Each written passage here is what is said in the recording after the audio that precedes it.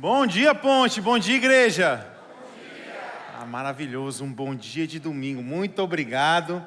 Nós estamos dando continuidade à nossa série de mensagens, Prints de Sabedoria. Então, se você está aqui na Ponte, nesses últimos domingos e quartas-feiras, nós estamos falando sobre sabedoria à luz do livro de Provérbios e entendendo o quanto a palavra ela é viva, ela é poderosa e ela nos chama a uma decisão, a uma posição, a um compromisso à luz da nossa vida. Então, nós estamos fazendo algumas resoluções para o ano, para a nossa vida. Afinal, o cristão ele não vive à luz de um novo ano, ele deve viver à luz de um novo eu.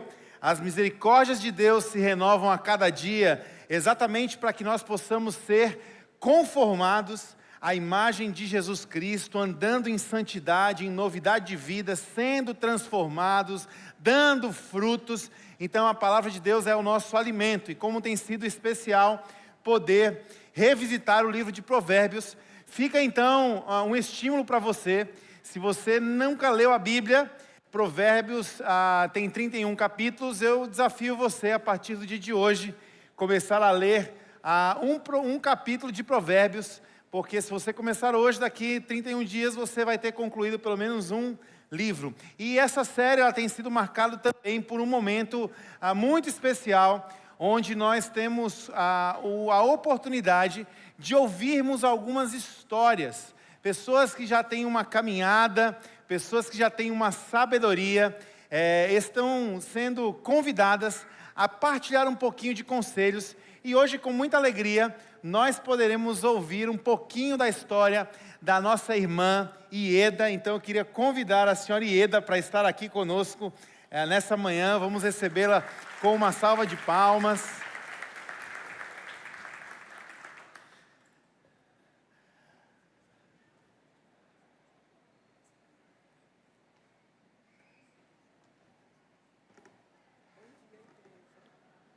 Bom dia, meus irmãos. Bom dia. A senhora Ieda exigiu um guarda-costa para poder estar com a gente. Então, o Diego, ele é o guarda-costa dela, mas como a gente estava meio apertado de grana, a gente pagou só 50%, aí por isso que é o Diego. Dona Ieda, é um prazer poder conversar com a senhora. Eu sei que a senhora está nervosa, assim como eu, faz parte. Mas eu queria que a senhora pudesse se apresentar para a igreja, dizendo seu nome e, primeiramente, quantos anos a senhora tem? Tenho 72 anos, de um tempo para cá bem vividos. Antes eu não tinha esse bom viver, né? Porque eu não tinha Jesus. Eu sou viúva, eu tenho 4 filhas lindas, maravilhosas, todas elas formadas, 2 na Alemanha e 2 aqui. A senhora foi casada por quanto tempo, Dona Ieda? 46 anos. 46 anos. Quando a gente conversou, a senhora disse que gostaria de trazer um testemunho sobre perseverança. Uhum. Então, qual foi o desafio da sua vida em relação a esse tema? Bem, quando eu me converti há uns 22 anos, e essa caminhada com Jesus, e quando meu marido era vivo, eu pedia a ele para ir para a igreja comigo, para ir para as orações, levava alguns pastores para lá para conversar com ele, porque ele lia a Bíblia todo dia, mas era como uma fonte de pesquisa, né? Mas ele se negava e eu, um dia lendo a Bíblia, tinha lá, a mulher santa santifica o marido. Aí eu vi que esse era o caminho. Eu comecei a cooperar mais com Deus, a me santificar. E aí também li que essa obra não era minha, que era do Espírito Santo, ele que convence o homem do erro, do engano, do pecado, da justiça e do juízo. E descansei no Senhor. Ele era alcoólatra, e aí ele adoeceu, teve um câncer de pulmão, e foi para a UTI. Na UTI, ele... a enfermeira chegou para mim e disse, quando eu ia visitar, ele é pastor, é padre, porque ele ora tanto, ele clama tanto a Deus. Eu digo, olha, esse não é o meu marido, porque, né? Mas ela disse, não, é ele mesmo, esse aqui mesmo. Aí, quando foi 3 dias antes dele falecer, eu e minha irmã, de sangue em Cristo, que foi a primeira que Deus levantou na nossa família, nós fomos lá para orar com ele. E quando ela colocou a mão no coração dele, o Espírito Santo de Deus disse a ela, eu arranquei um coração de pedra, coloquei um coração de carne e soprei o meu Espírito. Isso é salvação, meus irmãos, isso é salvação. Então, me alegrei, nós nos alegramos e fizemos o apelo a ele. Então, ele disse que sim, e foi preparado. Deus faz a obra, nem que seja na última hora. Amém. Ele não deixa nossas orações vazias. Ele honrou a minha fé e Ele honra a nossa fé. E eu vou colar aqui. Respira um pouquinho. Respira um pouquinho, tome uma aguinha. Tome uma aguazinha. Quantas lições, hein, até aqui, Dona Ieda? Eu acho que já podia terminar o culto, porque acho que a missão já foi cumprida, né? Mas a senhora gostaria de compartilhar também um verso da palavra de Deus, né? Deixa eu segurar o microfone para a senhora, peraí. Tá certo? Tá. Pronto. Eu quero aqui deixar um versículo que fica em Mateus 24:13, que diz: aquele que perseverar até o fim será salvo. Perseverar significa permanecer firme no compromisso de ser fiel aos mandamentos de Deus, apesar das tentações, oposições e adversidades. Então, a gente busca Deus não pelo que Ele pode nos acrescentar, nos dar, mas por tudo que Ele é. E Ele já fez em nós tudo, Ele já fez em nós. Então, que possamos nós agora fazermos o que Ele quer fazer, que a nossa vontade diminua, que a nossa vontade seja submetida à vontade de Deus. E venhamos a perseverar sempre, em tudo, sempre. Amém. Obrigado.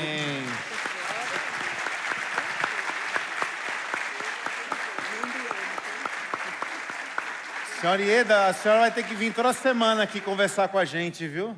Todo domingo agora a senhora vai ter que vir conversar um pouco com a gente aqui. Foi bom demais. Obrigada, pastor. Deus abençoe sua vida, viu? Obrigada. Que a senhora continue dando frutos no nosso meio, com essa sabedoria, com sua Amém. história. Amém. Que a senhora também continue me ensinando a jogar dominó, que eu tenho muito que aprender. Estou ganhando só da Arlete por enquanto. Estou esperando conseguir ganhar da senhora ainda, viu? Tá bom. Deus abençoe, viu? Tá.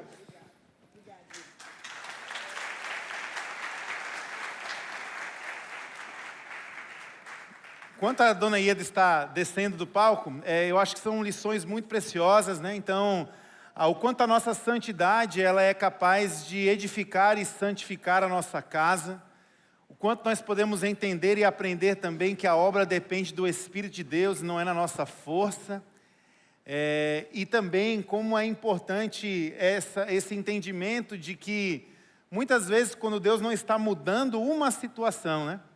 Ele está trabalhando, Ele está transformando, Ele está cuidando daqueles que estão envolvidos nisso tudo. Então é muito bonito poder ver a força, a perseverança da dona Ieda e também ver o fruto do seu marido tendo essa oportunidade de poder se render a Jesus e hoje estar desfrutando de uma eternidade com Ele. O nosso tema hoje, o nosso provérbio, vocês vão saber já já, mas eu brinquei na semana passada que as pessoas dizem assim, pastor, a gente tem que vir de capacete aqui para a igreja, porque o senhor bate muito, né? E eu brinco dizendo assim, não, eu não bato muito, irmãos, é que eu passo a semana toda apanhando, e no domingo eu não vou apanhar sozinho, né? Para descontrair um pouco, tirar a nossa pressão, eu quero que você assista comigo um videozinho, e depois a gente volta.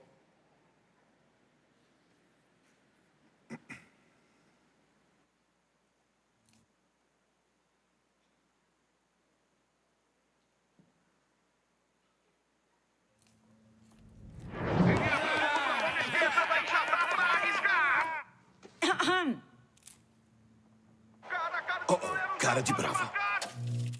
O que ela falou? O quê? Me desculpe, senhor. Eu estava viajando. É dia de lixeiro? Não abaixei a tampa do vaso. O quê? Desembucha! O quê? Outra vez essa cara de paisagem. Que vontade de pegar ele! Outro sinal. Então, Riley, e a escola? Fala sério. Foi isso que escolhemos no lugar do piloto carioca? Sai! Eu piloto! Eu tô legal, tá? Riley, você está bem? Chefe, ela bufa pra gente. O que ela quer? Tá bom, vamos pegar leve. Eu não quero ter que chutar o balde. Não, nada de balde. Riley, eu não gostei dessa atitude. Eu te mostro a atitude. Não, calma. Qual é o problema? Eu falo o que eu quero. Alto nível de malcriação. Sou eu, alerta vermelho. Vocês ouviram bem? Alerta vermelho. Escuta aqui, eu exijo um pouco mais de respeito aqui em casa, mocinha. De onde veio isso? Tem mais! Tá querendo treta? Ah, é? Eu... Olha a boca! Prepare o balde. Chaves em posição. É só dar o comando, senhor. Ah, não enche! Fogo! Já chega! Vai pro quarto! Vai! Muito bom, senhores. Podia ter sido um desastre. Mas que desastre.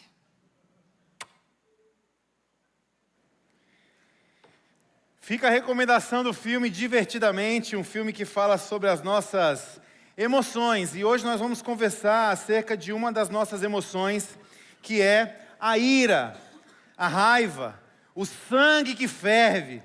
Aquele momento onde nós perdemos as estribeiras, falamos o que não gostaríamos de falar, usamos um tom de voz que não gostaríamos de utilizar.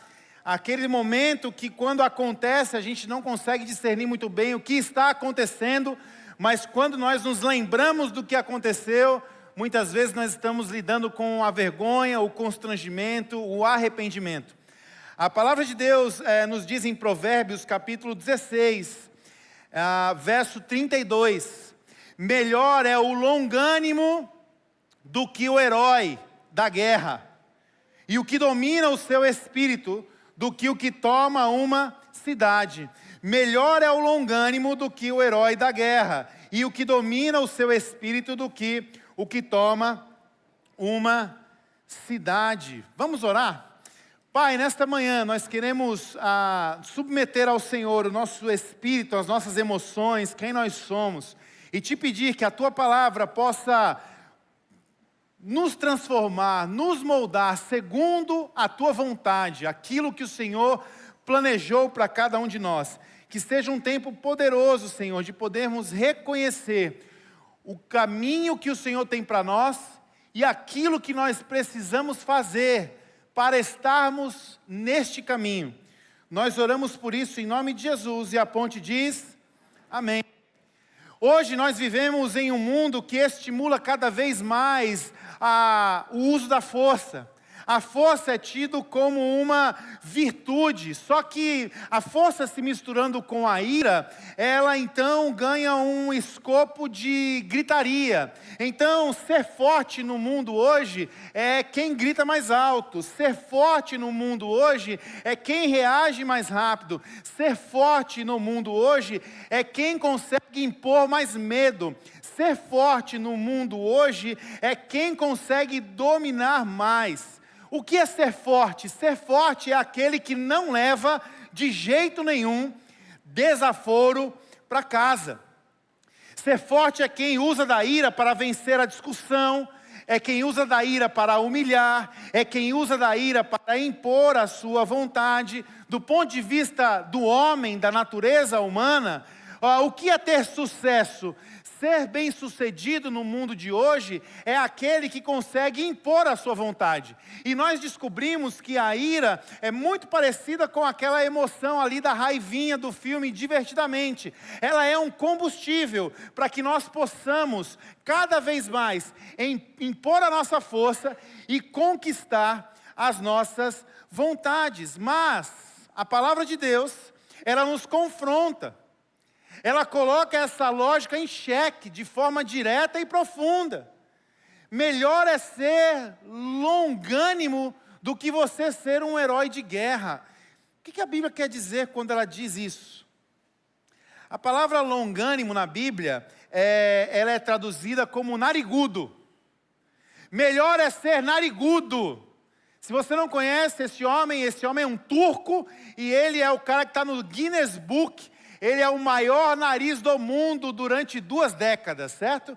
É um nariz de 8,8 centímetros.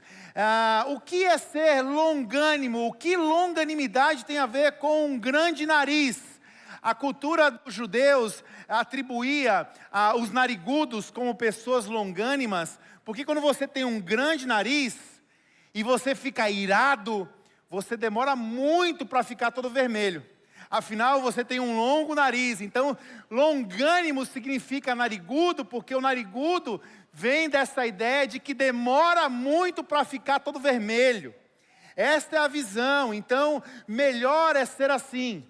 Melhor é demorar para queimar em ira do que ser um herói de guerra. E o que domina o seu espírito é melhor do que aquele que toma uma cidade. Observe, a Bíblia não está desprezando a valentia, não está desprezando a coragem, não está desprezando a estratégia, não está desprezando uma postura de querer conquistar alguma coisa. Não há desprezo nestas coisas. Porém, ela diz que existe algo melhor, existe algo mais elevado, existe algo mais poderoso do que a conquista em si.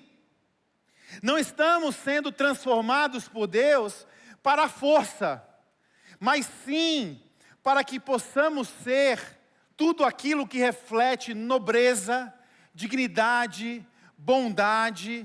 Mais poderoso então do que conquistar cidades é conquistar a si mesmo.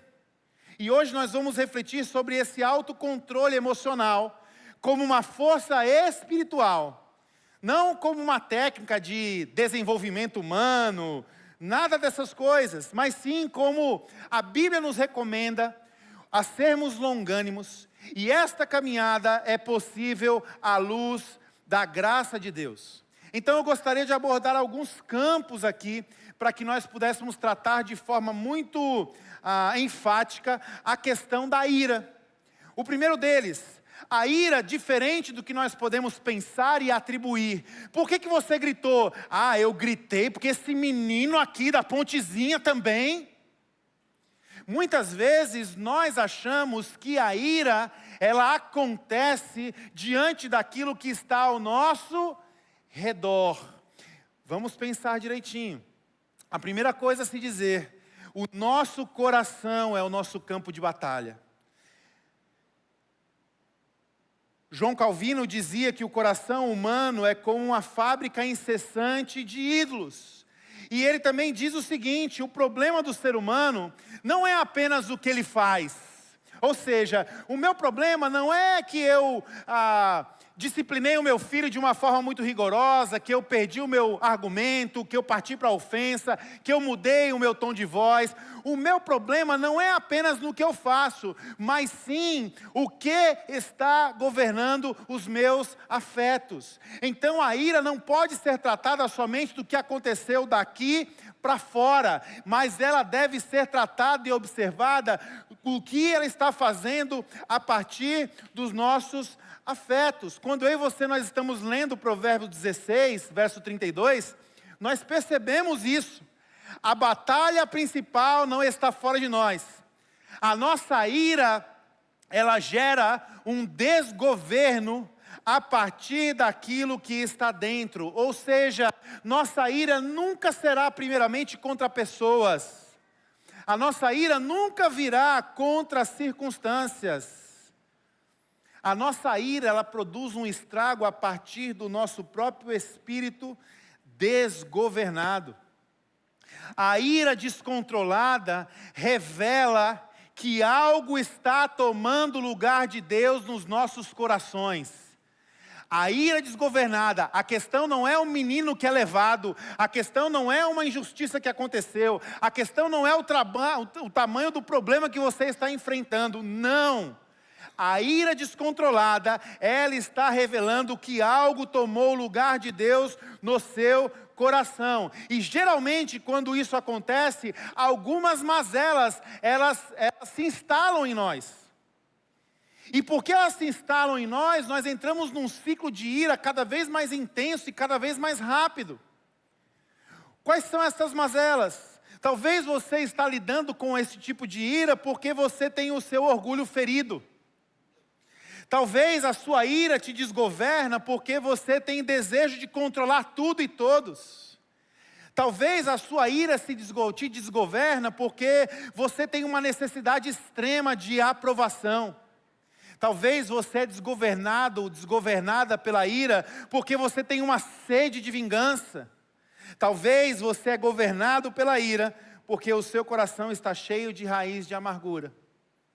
Questões que nós estamos carregando dentro de nós e que influenciam como nós vamos encarar aquilo que está ao nosso redor. Por que nós estamos brincando, trazendo o filme das emoções? Por que nós estamos falando sobre a raiva? Porque o pecado, meus irmãos, ele não é somente uma afronta, ou ele não é somente uma ruptura do ponto de vista da nossa comunhão com Deus. Não é somente quebrar uma regra, não é somente pisar fora de uma linha. O pecado também tem como consequência a desorganização das nossas emoções. Nós temos nos evangelhos Jesus encontrando com um homem de Gadara, e esse homem ele visitava os cemitérios a fim de poder se alimentar dos corpos que ali estavam sepultados. Esse homem, por ser opresso e possuído por espíritos malignos, ele tinha sim disfunções físicas, mentais e emocionais. Entenda, o pecado, ele é uma ruptura com a comunhão com Deus e ele nos deforma de forma integral. Quando eu e você nós estamos distantes de Deus, nós ferimos o nosso intelecto, nós ferimos o nosso espírito, nós ferimos o nosso físico e nós também ferimos as nossas emoções. Como consequência, alguém que está distante de Deus passa a ser governado não pela vontade do Senhor, mas sim pelo que sente. Por isso, a Bíblia está nos ensinando, e nos pedindo, e nos entregando uma sabedoria. Melhor que dominar ou conquistar uma cidade, é dominar o seu próprio espírito.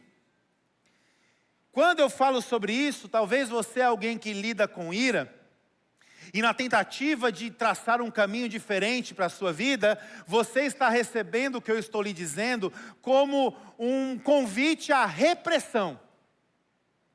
Quem é irado nessa hora está pensando assim: pois é, pastor, eu tenho que parar de gritar. Pois é, eu tenho que parar de xingar. Ai, eu tenho que parar de amaldiçoar as pessoas no trânsito. O irado, ele tende a olhar para esse caminho do domínio como repressão. A Bíblia não está pedindo e não sugere, o Evangelho não é um caminho para reprimir ninguém. O Evangelho é um caminho rumo à liberdade. Então, como nós combatemos a questão da ira, ou tratamos a ira à luz do Evangelho? Não é reprimindo, mas sim nos submetendo. Não é repressão emocional, mas sim submeter as minhas emoções ao senhorio de Cristo. E quando eu digo que isso é um desejo de Deus para nossas vidas, eu não estou dizendo somente agora à luz da raiva e da ira. Todas as nossas emoções devem ser submetidas a Cristo. Submeta a sua alegria ao Senhor. Mas pastor, para que submeter a minha alegria ao Senhor? Como assim? Se você parar para perceber, eu sei que você não é tão jovem como eu. Então, para mim poder conversar com vocês direitinho, eu vou dar uma referência da sua idade, não da minha. Eu sei que você já assistiu um negócio chamado videocassetada. Eu não conheço muito bem, só pelo YouTube, não assisti isso não. Se você pensar nas videocassetadas, você vai parar para perceber. Geralmente, uma boa videocassetada, ela é consequência de alguém que está embebecido, embriagado de muita alegria. Quando nós estamos alegres demais, nós ficamos muito propensos a não termos razão, coerência, sabedoria na tomada de decisão. Então a nossa alegria precisa ser submetida também ao senhorio de Jesus. A tristeza precisa ser submetida ao senhorio de Jesus. Por quê?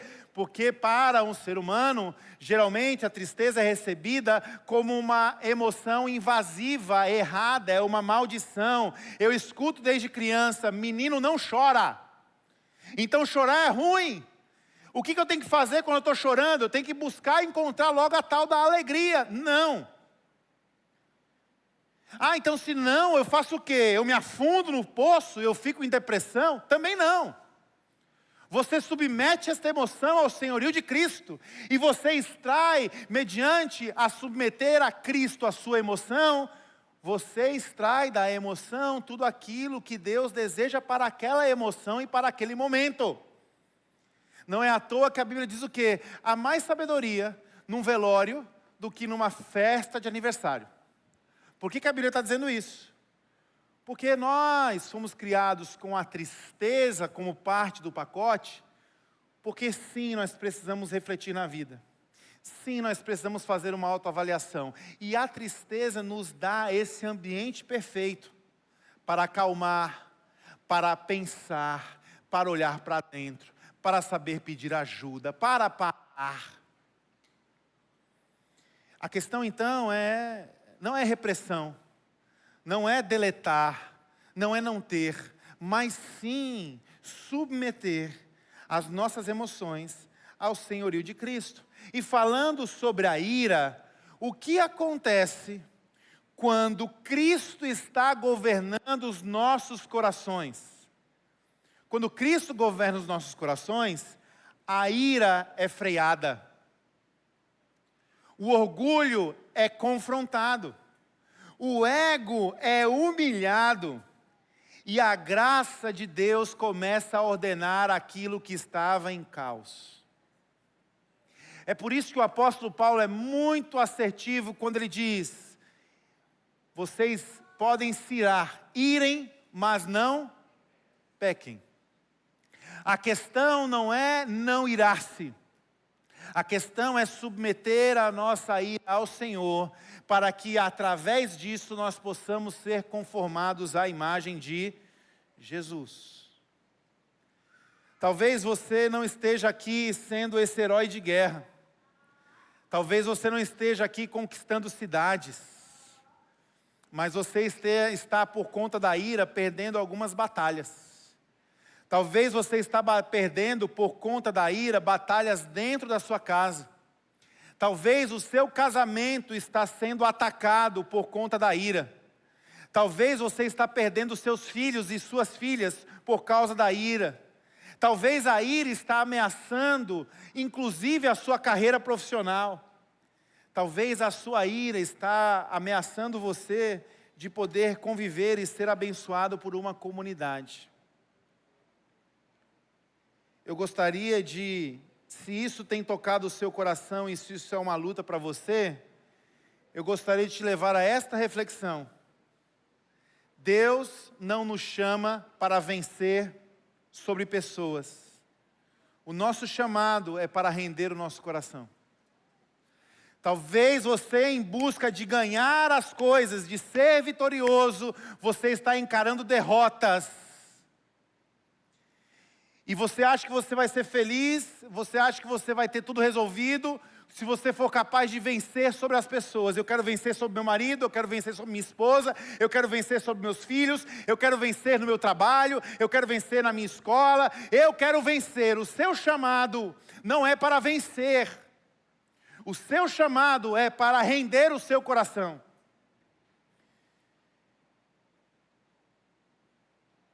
Segunda coisa, a Bíblia então, primeiro, o campo de batalha é o nosso coração. A segunda coisa a se observar à luz de Provérbios, é que Provérbios está nos convidando a nos tardar. Do ponto de vista da ira, seja um retardado, tarde para irar-se. Aqui nós somos levados a um ritmo de sabedoria. Provérbios diz, é melhor aquele que tarda em irar-se, é melhor tardar a ira. Isso é profundamente contracultural. Hoje eu e você estamos vivendo pressionados por uma pressa. Todo mundo está com pressa, todo mundo tem pressa. E parece que a espiritualidade, ela também tem que ser apressada. Como é precioso ouvir um testemunho de uma senhora como a senhora Ieda, que está nos demonstrando este entendimento de que na vida as coisas mais valiosas não são cultivadas e nem colhidas no campo da pressa, mas sim no campo da dependência, da espera. Nem tudo é imediato, nem tudo é reação, nem tudo é resposta instantânea. E quando a sabedoria da Bíblia nos diz, é melhor você tardar a sua ira, nós precisamos então compreender que o reino de Deus, ele tem um ritmo diferente do ritmo humano. O reino de Deus não é apressado. E talvez nós estamos dando vazão à ira que desgoverna as nossas emoções e que nos faz perder nossas batalhas, porque nós estamos nesse ritmo apressado. Para se ter autocontrole, para ter domínio próprio, nós precisamos quebrar esse ciclo de pressa. Presta atenção nisso. Autocontrole emocional exige tempo. Tempo para ouvir, tempo para orar, tempo para discernir, tempo para calar. Nós só conseguiremos cultivar domínio próprio. Isso não é fruto humano, isso é fruto do Espírito. Nós só conseguiremos cultivar e colher isso no reino de Deus, que não é um reino apressado. Mas o que complica tudo? É que nós estamos vivendo um outro reino, o desgoverno humano. A ira quase sempre, meus irmãos, está nascendo desse jeito apressado de viver. E porque nós temos pressa, nós somos irados. Estamos toda hora querendo pressa em responder, pressa em se defender, pressa em ser entendido, pressa em ser atendido. Você quer andar com Deus? Pois aprenda a desacelerar a sua alma. Andar com Deus é aprender a desacelerar a sua alma. Lembra de Marta e Maria? Depois do jantar que havia sido servido, Marta já começou a acelerar. Pegou a McLaren, recolheu os pratos, começou a lavar, começou a arrumar a casa. Maria sentada aos pés de Jesus. Aqui a gente, com a lente do ativismo, olha e diz assim, essa Maria é folgada, hein? Essa Maria é encostada, hein? Mas aí no diálogo, Jesus revela essa riqueza. Diante de Deus, meus irmãos, descanso não é preguiça. Diante de Deus, descanso é aprendizagem. Em outras palavras, a nossa espiritualidade, ela não é desenvolvida só na correria. Ela é desenvolvida na pausa, em aprender a caminhar, desacelerar a nossa alma. Jesus nunca reagiu impulsivamente, ele respondia as coisas no tempo certo. É normal você se deparar com a palavra de Deus, Jesus dizendo, não chegou o meu tempo. Quando o seu amigo estava doente para morrer, a Bíblia diz que Jesus ainda se atrasou para chegar lá. ele se atrasou, ele perdeu o tempo, Não. Jesus não era impulsivo. Respondia no tempo certo, com as palavras certas. Em momentos, Jesus dava a oportunidade para o silêncio certo. Talvez algumas batalhas estão sendo perdidas para a sua ira, porque você só fala, você não escuta ninguém. Você não para de falar. Você não se dá o benefício da dúvida. Você não se coloca em silêncio. Você sabia que o silêncio é uma disciplina espiritual? Existem duas disciplinas espirituais que nós, à luz do que nós estamos conversando, precisam ser cultivadas. A primeira, o silêncio. Mas pastor, para que o silêncio? Quando nós temos a disciplina espiritual de silenciar, de passar um tempo quieto, de estar ali submisso a discernir a vontade de Deus, a voz de Deus, trazendo ao coração a palavra de Deus quieto, sabe o que acontece, gente? O silêncio nos ajuda a perceber quais são as mentiras que nós estamos afirmando para nós mesmos. Rapaz, eu passei do ponto ali, ó. Você passou do ponto. Como é que você conseguiu chegar até aí? Você calou-se. Você parou de se distrair. Você começou a ouvir a você mesmo. Você começou a se permitir autoavaliar-se no silêncio, disciplina espiritual. Segunda disciplina espiritual que nós desprezamos muitas vezes, jejum. Sabe por que a gente despreza? Porque a gente acha que jejum é uma coisa mística. Não, jejum é aquela arma espiritual que eu tenho para lutar com demônios. Então, se eu não estou vendo demônio por aí, eu não preciso de jejum. Errado. Jejum é uma disciplina espiritual que nos ajuda a lutar contra os impulsos da nossa carne. Ah, pastor, esse negócio de ira não é comigo não. Eu não tenho esse problema não é meu, graças a... não é seu não? Pois então faz o seguinte, deixa de tomar café, deixa de almoçar, deixa de jantar e vamos conversar. Você começa a aprender no jejum a lutar contra os impulsos da sua carne. O jejum é uma escolha consciente de quem diz, eu não vou viver por impulso, eu estou no centro das minhas decisões, a ira não manda em mim, é para isso que serve jejum, gente. Algumas sugestões práticas para que você possa, de forma bem rápida, sugestões práticas para que você possa combater a ira no seu dia a dia. Pare de cutucar as pessoas que estão do seu lado. Essa mensagem é para você, certo? Ai, meu marido tem que estar ouvindo isso, minha esposa. Não, é para você. Deus quer falar com você. Primeiro, aprenda a identificar o gatilho antes da explosão. Quando explode, não tem o que fazer. Mas lembra dos filmes de ficção científica? Onde está o detonador? Qual é o fio que eu posso cortar antes da bomba explodir? Então reflita na sua vida. O que costuma te irritar? Você sabe? Tudo. Ixi. Explodiu já, né? Em que situações eu perco o controle? Com quais pessoas isso acontece mais? Tente mapear o seu território. Tente entender, antes da bomba explodir, tenta entender onde está o detonador. Segundo as sugestões, crie um espaço entre o estímulo e a resposta. Respire fundo. Gente, isso aqui é uma coisa importantíssima. Eu aprendi sobre isso esses dias. Isso realmente funciona. Conte até 10. Respira, pausa. Por que respirar?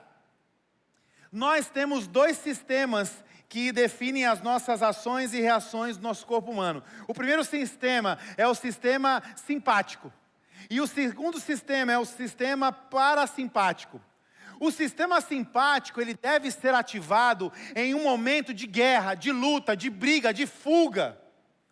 É esse sistema que ativa o nosso corpo. A gente pula a altura que a gente não pula, a gente faz o que a gente não tem coragem. É um modo de emergência, é o sistema simpático. Ele ativa o modo de luta, de fuga. O sistema parasimpático é o oposto. Ele ativa o modo de equilíbrio, ele restaura, ele nos ajuda a conciliar. Sabe como é que a sua cabecinha trabalha para saber em que modo deve atuar? Uma das coisas que faz o seu corpo entender se ele tem que ser simpático ou parasimpático é a sua respiração. Ou seja, quando o sangue começar a ferver, se você respira,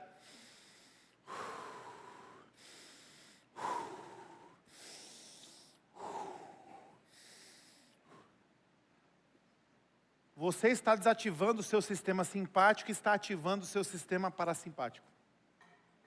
A respiração é um fator de transição entre os dois sistemas. Então respire mais. Peça pinico, pausa, se afaste, se cale. Terceira coisa, nomeie o que você está sentindo. Nem sempre o que você está sentindo é ira. Talvez é fome. Talvez é tristeza. Então, quando aquela emoçãozinha vermelha quiser tomar o controle, o fato de você entender que você não está com raiva, mas que você está triste, isso já ajuda, sabia disso? Nomear as suas emoções. Entender se de fato você está frustrado, se você está com medo, se você está cansado, se você está se sentindo desrespeitado. Nem tudo é ira. Nem tudo tem que ser explosão. Então, enquanto você está atravessando o que está atravessando, tente entender o que de fato você está sentindo e dê nome para isso. Porque isso ajuda você a discernir.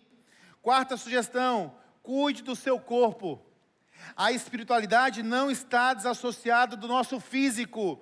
O nosso corpo é templo do Espírito Santo. Então, você está muito irado, está com muita raivinha, está gritando demais, está muito intolerante, está difícil se suportar. Avalie. Você está dormindo o suficiente? Você está sempre cansado, desgastado? Eu estou sobrecarregado, sobrecarregada. Avalie isso. Quinta coisa, leve a sua ira para Deus antes de levá-la para as pessoas. Gente, em nome de Jesus, Deus aguenta e escuta qualquer oração. O seu marido não. A sua esposa não aguenta certas orações. Os seus filhos não aguentam certas orações. Eles não aguentam certas palavras. Então, leve a sua reclamação para Deus. Leve a sua queixa para Deus. Olha, Fortaleza tem uma bênção. Algumas praias assim mais desertas, tem algumas dunas. Eu quero te sugerir essa bênção. No dia que você estiver assim, o sangue estiver fervendo, eu quero te convidar para você ir lá nas dunas da Sabiaguaba. Você vai subir a duna dando um murro na duna. Quando você chegar lá em cima, você começa a gritar com Deus. Gente, isso é uma bênção. É uma bênção. Experimente rasgar o seu coração diante de Deus. Reclame, peça ajuda, abra a sua boca diante de Deus antes de fazer isso com as pessoas. Nós muitas vezes estamos sendo tolos, porque estamos invertendo. Nós abrimos tudo com quem está do nosso lado, que muitas vezes não tem capacidade de nos aguentar, e não falamos nada com Deus. Vamos fazer o contrário. A sexta coisa, você que é irado, você que é irada, deixa eu lhe dizer uma coisa, eu sei que a ira já é difícil, por isso, pratique o arrependimento o mais rápido possível. Quando a ira explodir, o mais rápido possível que você conseguir voltar e dizer: olha, eu reconheço que eu atravessei os limites. Olha, eu reconheço que eu não fui legal. Olha, eu reconheço que eu não refleti o caráter de Jesus. Peça perdão o quanto antes. Repare o que for possível. Por quê? Porque quando nós iramos, explodimos e nos isolamos, essa ira cria em nós raiz de amargura. Pedro, o apóstolo Pedro, encontrou um mago, um cara esotérico, e esse cara queria ter a fé e o Espírito de Deus para operar milagres. Mas a intenção desse mago era ganhar dinheiro usando os milagres. Sabe o que Pedro disse para ele? O seu coração está cheio de raiz de amargura. Raiz de amargura, gente, nos leva ao lugar onde nós não conseguimos compreender qual é a vontade de Deus para a nossa vida. A gente se perde. Não permita. Se você se ira, da mesma forma que você ira rápido, em nome de Jesus, se arrependa rápido. 7ª coisa, das 8, tem alguém que possa te confrontar em amor. Ira no isolamento se torna amargura. Todos precisamos de alguém que possa nos dizer: olha, deixa eu ser sincero, você não está legal. Todos nós precisamos de alguém para nos dizer: essa reação não se parece com você. Isso não te pertence. Todos nós precisamos de alguém que vai nos chamar e dizer: vamos orar juntos. Todos nós precisamos destas pessoas. Por fim, 8ª dica: trate a ira como uma formação espiritual e não só como uma falha moral. O apóstolo Paulo, ele disse que tinha um espinho na sua carne. Talvez o espinho da sua carne seja a ira. E isso não tem que ser tratado só como uma falha, mas como um processo, uma formação espiritual. Então a pergunta não é: quando eu nunca mais vou gritar? Quando eu nunca mais vou mirar? Quando é que eu não vou explodir? Pare de fazer essas perguntas. Troque pela pergunta graciosa: hoje eu consegui reagir melhor que ontem? Todos estamos num processo. Encare a sua ira como um processo de formação espiritual. Se você é irado, isso é o Espírito de Deus dizendo assim: ei, vamos lá, vamos crescer. Vamos aprender a ser cuidado, vamos aprender a ter pessoas, como qualquer outra disfunção de caráter, descompensação emocional, você também precisa de ajuda. O domínio do Espírito só começa quando permitimos que Deus dite o ritmo da nossa reação. 3ª coisa, o autocontrole é uma força redentora. Pessoas que encontram domínio próprio, elas têm a chance de influenciarem o mundo. Pessoas que têm domínio próprio, elas têm a chance de mudar o destino de outras pessoas.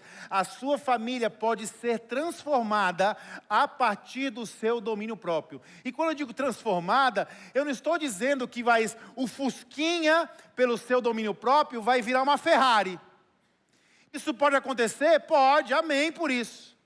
Mas eu lhe garanto que se você tiver domínio próprio, se o Fusquinha não virar uma Ferrari, pelo menos ele não vai bater no muro, capotar e dar perda total. Pelo menos isso.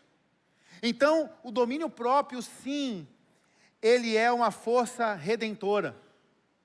O pastor batista americano Martin Luther King Jr. viveu sob constante injustiça, perseguição e ódio.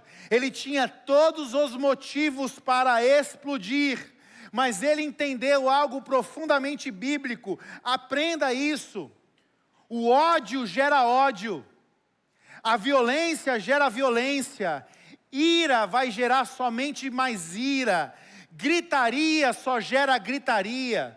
Ameaça só gera ameaça. Medo só gera medo. A verdadeira coragem, dizia Martin Luther King Jr., a verdadeira coragem não é revidar, mas resistir sem se tornar aquilo que você combate. Meus irmãos, aquele homem, Ele vivia um cenário, do ponto de vista do preconceito racial nos Estados Unidos, ele vivia um pesadelo. Mas ele entendeu que se sua ira não fosse submetida ao Senhor, pesadelo geraria pesadelo. Este homem encara essa situação e ele converte a sua ira diante do Senhor. E sabe o que acontece? Não é pesadelo com pesadelo. Este homem combate o pesadelo dizendo: eu tenho um sonho. Sonho com um dia do qual o sol se porá sobre a América e os nossos filhos e netos não serão julgados pela cor de sua pele, mas pela grandeza de seu caráter. Eu tenho um sonho. Nós podemos no Senhor converter a nossa ira em justiça. Se o seu filho é um pesadelo, tenha um sonho para o seu filho. Se o seu casamento é um pesadelo, tenha um sonho para o seu casamento. Se a sua comunidade, onde você está inserido, se o teu trabalho é um pesadelo, tenha um sonho diante do seu pesadelo. Converta a sua ira em justiça. Isso é possibilidade no Senhor. Dominar o Espírito. Por que Provérbios nos dá essa sabedoria? Por que ele faz o comparativo de quem domina o espírito com um herói de guerra? É melhor ter domínio do espírito do que conquistar uma cidade. Dominar o espírito é mais poderoso do que conquistar cidades. Quantas guerras familiares, conjugais, ministeriais estão acontecendo simplesmente porque você não aprendeu a dominar o seu espírito? Nós temos o exemplo bíblico de Moisés. Moisés, um líder despontado por Deus para libertar um povo. Moisés tinha que lidar constantemente com um povo murmurando, reclamando, um povo idólatra. Moisés estava sobrecarregado de tanto ouvir reclamação. Números capítulo 20. Moisés tem uma ira que é justa. Ele se revoltou pela razão correta, mas ele teve uma reação errada. E quando nós somamos ira justa, mas reação errada, nós colhemos um aprendizado muito doloroso. Números capítulo 20 é a referência. O povo mais uma vez vai reclamar com Moisés. A reclamação é que eles querem água. Para Moisés aquilo soa como um déjà vu, a cabeça estava cheia. Anos de caminhada, milagres incontáveis, a mesma reclamação. Mas Deus, Ele sempre é provedor. E Deus dá a Moisés uma instrução muito clara. Moisés, fale a rocha. Mas Moisés, na sua ira, ele faz 3 coisas. E nós fazemos isso quando estamos irados, você vai perceber. Primeiro, ao invés de Moisés falar a rocha, ouvir e responder a Deus. Na ira, a nossa tendência natural é não ouvir o que Deus tem para nós. O que ele faz? Primeiro, irado, ele repreende o povo com dureza excessiva. Ira é excesso. A segunda coisa, ele se inclui no milagre. Nós tiraremos água dessa pedra. Perceba, a água, quem daria água era Deus. Moisés, na sua ira, diz o quê? Nós tiraremos água dessa pedra. A ira nos faz tirar Deus do trono e querer ser Deus sobre nós e sobre os outros. A ira tenta nos tornar um Deus. A terceira coisa, Moisés fere a rocha 2 vezes ao invés de falar. O que Deus tinha dito? Fale a rocha. O que Moisés faz? Fere a rocha. A ira transforma aquilo que nós falamos em feridas. Causa nos outros feridas. O milagre, pela misericórdia de Deus, acontece. Mas Moisés é confrontado. E o confronto é o impedimento de que Moisés entre na terra prometida. Do que vale ter o seu direito atendido pela ira e perder a terra que Deus preparou para você? Do que vale você explodir, conquistar, vencer, dominar as pessoas mas perder o que Deus está preparando para você. Do que vale? A lição do Moisés era um homem experimentado com Deus, maduro em Deus, mas presta atenção nisso. Intimidade com Deus não nos isenta de vigilância emocional. Intimidade com Deus não nos isenta de vigilância emocional. Às vezes, meus irmãos, o maior ato de justiça não é em falar e ser ouvido. O maior ato de justiça é se calar e ouvir. Às vezes, o maior ato de força não é atacar. O maior ato de força é perdoar. Quando nós dominamos as nossas emoções, nós interrompemos ciclos de violência. Se você lê um livro chamado Espiritualidade Emocionalmente Saudável, Peter Scarezzo, um italiano, ele traz um estudo muito interessante. Ele diz assim: feridas emocionais mal curadas geram hábitos relacionais destrutivos. Em outras palavras, se eu tive uma treta mal resolvida com o Joaquim, isso não resolveu no meu coração, a ira desgovernou, eu carrego a amargura, eu não consegui resolver, eu não consegui tratar, a tendência é eu me separar aqui do Joaquim.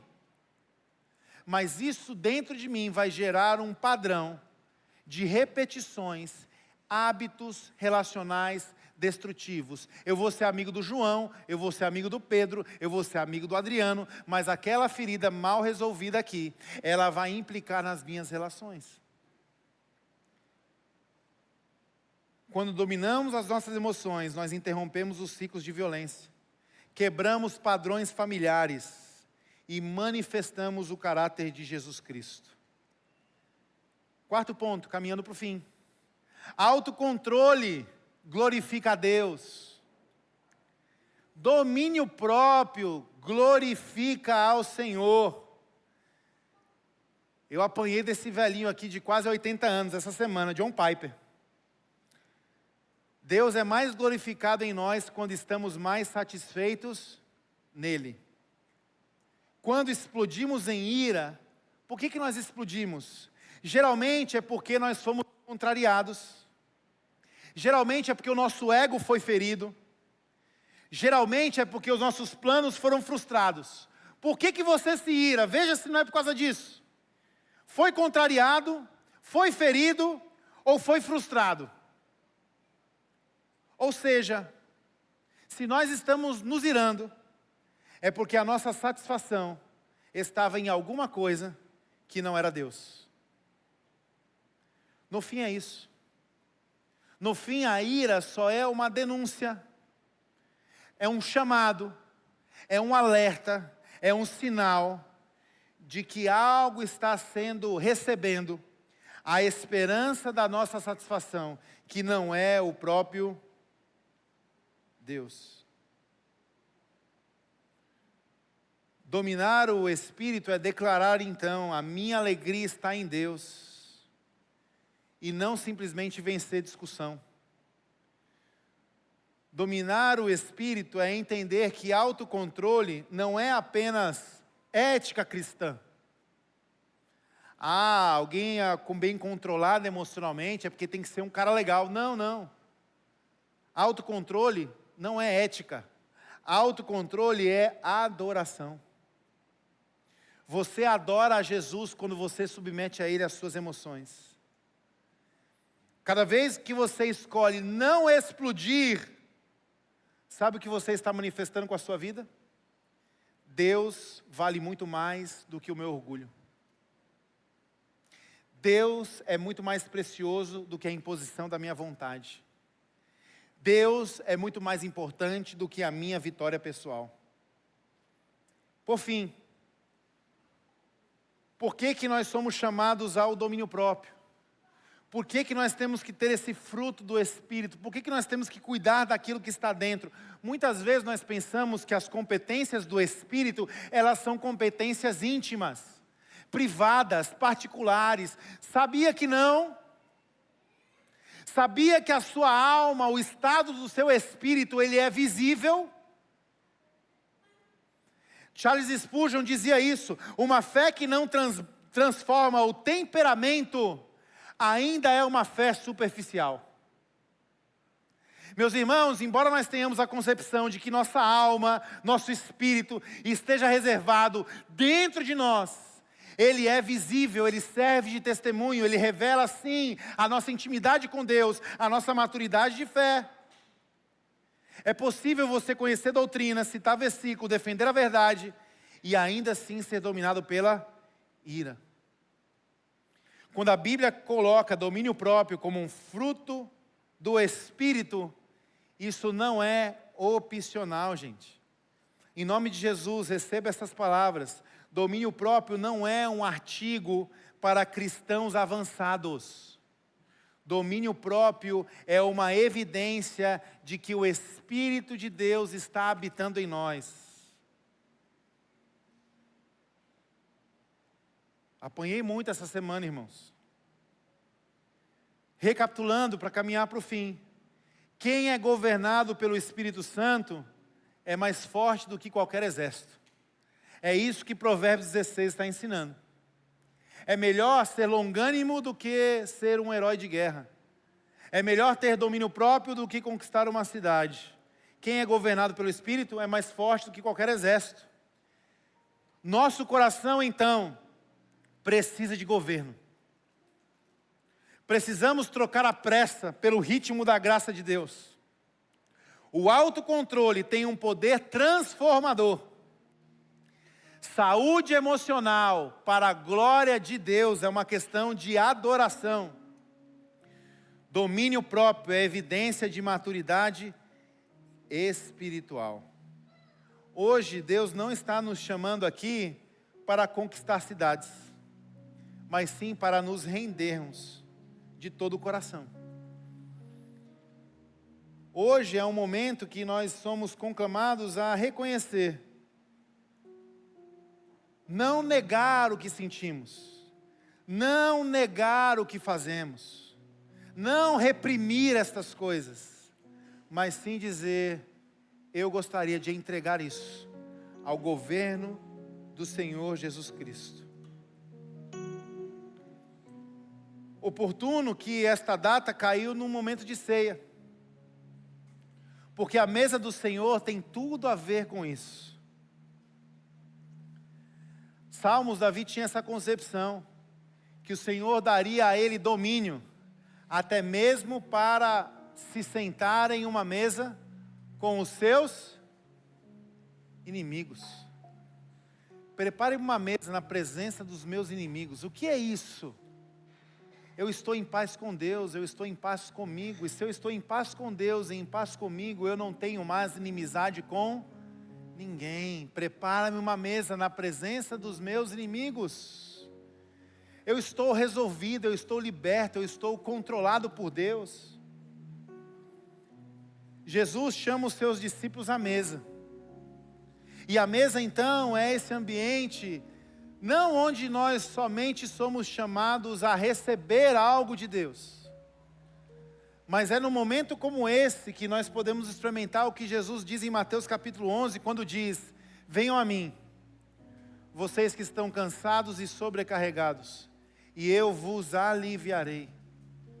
O meu fardo, o meu jugo é leve. Jesus, ele dominou perfeitamente o seu espírito, quando fica em silêncio diante das suas acusações, quando consegue ainda acolher aqueles que iriam traí-lo e abandoná-lo, quando foi humilhado, quando na cruz ele poderia ter chamado legiões de anjos, mas ele escolheu simplesmente obedecer. Na mesa do Senhor, a ceia é uma oportunidade de nós reconhecermos que a nossa ira não nos vai levar para lugar nenhum, e que a nossa força deve estar em se render, se entregar, aprender a depender do pão da vida, aprender a depender da transformação diária do Espírito Santo de Deus. Na mesa nós somos chamados, e a ceia do Senhor é um convite, para que possamos confessar e admitir que precisamos ser governados pelo Senhor. Nós não temos para onde ir, Senhor, só Tu tens as palavras de vida eterna. Não sei se você tem um cálice e o pãozinho na sua mão. Aqui na Ponte nós não seguimos um modelo exclusivo. Esse momento não é somente para membros ou batizados.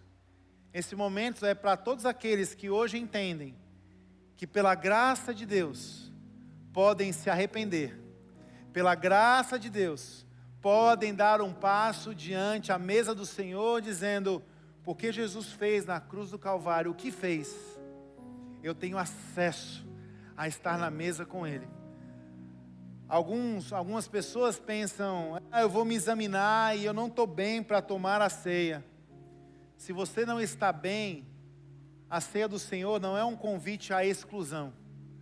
A ceia do Senhor é um convite à confissão, ao arrependimento. Não corra da mesa de Jesus, corra para a mesa de Jesus. Se arrependa dos seus maus caminhos, confesse o seu pecado, dependa do Senhor, peça a graça de Deus sobre a sua vida. O pão está disponível, o cálice está disponível. Jesus está sempre disponível. Então, nós vamos ter esse momento. Mas antes disso, eu queria perguntar: se você não recebeu o seu cálice, o seu kit e gostaria de participar. Se você não tem e gostaria de participar, nós vamos levar até você. Só levante uma das suas mãos que a gente vai bem rapidinho levar isso para você. Quem não recebeu? Aqui na frente, uma pessoa.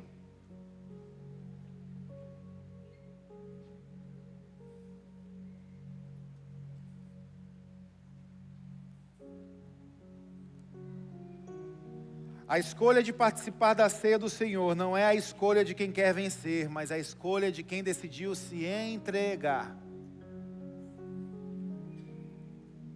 Seguindo o exemplo do próprio Jesus. Na mesa, Jesus foi para a cruz. Talvez hoje você precisa colocar algumas coisas na cruz de Jesus. A sua ira, a sua intolerância, a sua raiva, o seu descontrole, o seu orgulho, a sua amargura. Eu gostaria de convidar você a abrir o seu kitzinho, preparar os elementos, tirando aí o pãozinho, tirando o lacre do copinho com cuidado.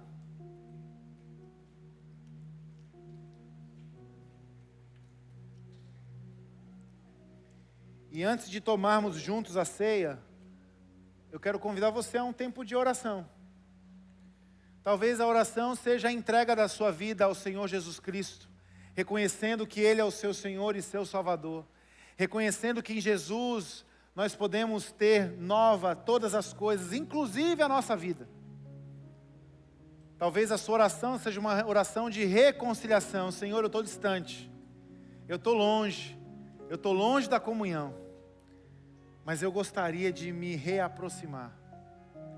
Talvez a sua oração seja: Senhor, continua me transformando. Eu tenho deixado ser dominado por essas emoções. Talvez não seja a ira, talvez seja a ansiedade, o medo. Talvez seja a tristeza, talvez seja a alegria. E você precisa dizer: não, quem senta no trono da minha vida é o Senhor Jesus Cristo. Eu quero ter o meu domínio próprio à luz do Espírito de Deus. Talvez sua oração seja essa. Eu gostaria de, antes de celebrarmos esse momento, lhe dar uma oportunidade muito especial. Talvez você está aqui hoje, não como alguém que precisa cuidar da ira, que sai de você e fere o outro. Talvez você está aqui nesta manhã e você foi ferida pela ira de alguém. Talvez você está aqui hoje, você carrega marcas no seu coração, dores, devido à ira de alguém que foi lançado sobre a sua vida. Eu gostaria de lhe dar uma oportunidade hoje em nome de Jesus. E a oportunidade que eu gostaria de lhe dar antes de você ceiar, antes de celebrarmos, é de você se livrar dessa dor, se livrar dessa culpa. E a Bíblia nos dá um caminho para fazer isso: perdoar aqueles que nos ofenderam. Eu sei que isso pode ser muito difícil para você. E eu sei também que isso tem dimensões que são espirituais. Eu sei que estas coisas, elas podem nos travar, nos amarrar, podem comprometer inclusive outras relações. Mas eu sei também que quando nós decidimos perdoar os nossos ofensores, nós somos libertos destas cadeias, nós somos libertos dessas correntes. Eu queria lhe dar essa oportunidade nesta manhã. Se você foi ferido por alguém e carrega dores profundas, e hoje de manhã você está decidindo se livrar desta ira que você tem, pelo ressentimento, pelo desejo de vingança, pelo senso de injustiça, se livrar da ira que lançaram contra você, essa ferida. Se você hoje gostaria de perdoar alguma ofensa que foi contra você, e você acredita que Jesus Cristo é capaz de te libertar disso, se você decide perdoar quem lhe ofendeu, eu gostaria que você, numa atitude, numa postura diante de Deus e diante da igreja de Jesus, você ficasse de pé no seu lugar, porque eu quero orar por você. Somente as pessoas que estão tomando essa decisão, eu estou deixando a culpa para trás, a dor para trás, o ressentimento para trás. Eu perdoo aquele que me ofendeu, eu libero quem me ofendeu. Está livre, estou livre. Se alguém chegar perto de você, não se assuste, são pessoas que querem orar contigo.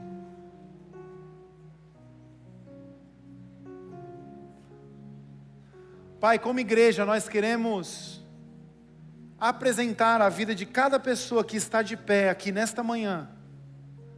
Nós não sabemos o que aconteceu, nem o peso que isso representa no coração de cada um. Mas o Senhor sabe o que é ser traído, o que é ser ferido. O Senhor sabe o que é ser machucado. E no Senhor nós recebemos o perdão dos nossos pecados. E o poder também de dizer para os nossos ofensores: você está perdoado, você está perdoada. Senhor, que essas pessoas nessa manhã, e isso é algo que nenhum homem pode fazer, é somente o Teu Espírito Santo, que essas pessoas sejam curadas na alma em nome de Jesus. Que esta ofensa, que o fruto desta ira, que tem marcado, que tem pesado sobre essas pessoas, em nome de Jesus, nós estamos orando, para que à medida que essas pessoas reconhecem em Jesus o seu senhorio, o seu Salvador, que elas aprendam e desfrutem desta liberdade, Senhor. Nós temos autoridade no seu nome para dizer para todos aqueles que nos ofenderam: vocês estão perdoados em nome de Jesus. E nós também temos a autoridade de dizer: Senhor, nós somos livres em Ti. É por isso que esse banquete representa a esperança, Senhor. É por isso que esta ceia representa a cura para as nossas almas. Por isso, à medida que nós venhamos a experimentar desta refeição, que nós possamos desfrutar do santo privilégio do povo que recebeu de Deus, através de Cristo, o pão da vida, do povo que recebeu de Deus, através de Cristo, o Espírito Santo de Deus. Que o Senhor possa escrever uma nova história a partir de hoje. Que o Senhor dê sabedoria a cada pessoa, a saber como proceder a partir daqui. numa nova vida, na decisão de não ressentir, no entregar e submeter ao Senhor a ira. Que o Senhor abençoe cada um desses que hoje estão tomando essa atitude. Nós oramos como igreja em nome de Jesus. Amém e amém. Quero te convidar a ficar de pé no seu lugar.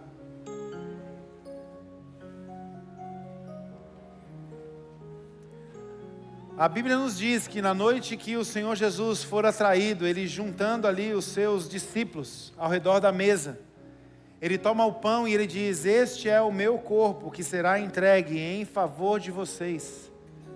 Todas as vezes que vocês comerem do pão, que vocês possam fazer isso em memória de mim. Esta memória é a memória de um Deus que se entregou por nós na cruz do Calvário em Jesus Cristo, ocupando o lugar da nossa condenação, tomando sobre si os nossos pecados, as nossas dívidas. O castigo que estava sobre nós, Ele coloca sobre Ele. E pelas suas pisaduras, pelas suas feridas, nós agora somos curados. Que nós possamos comer do pão em nome de Jesus, com gratidão no coração. Comamos do pão.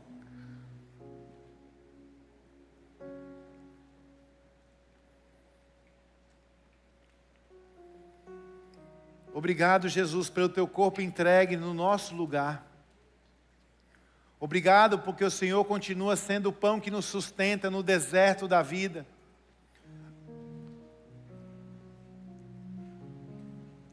Obrigado, Senhor.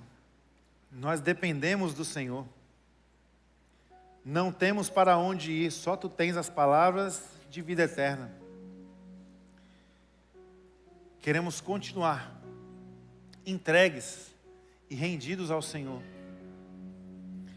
Da mesma forma, Jesus toma do cálice e diz: esta é a nova aliança, feita no meu sangue.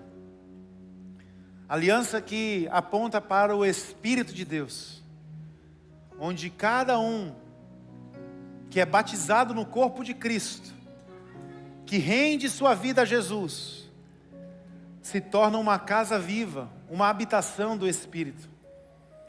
Que nós possamos encarar o vinho, o suco de uva, como o elemento da alegria, do vigor, da força no Senhor, como o elemento da medicina, é o remédio, é a cura da nossa alma. O Espírito de Deus é quem nos cura, nos transforma.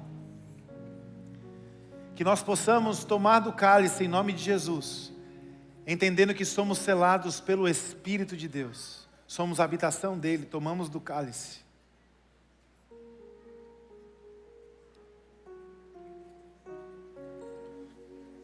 Obrigado, Jesus, pelo sangue vertido na cruz do Calvário. Obrigado porque através do seu sangue nós fomos purificados.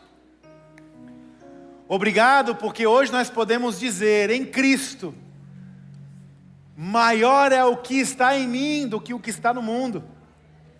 Porque o Senhor está transformando as nossas vidas de dentro para fora. Que teu Espírito continue tendo a liberdade para operar em nós e através de nós. É o que nós oramos em nome de Jesus. E a ponte diz: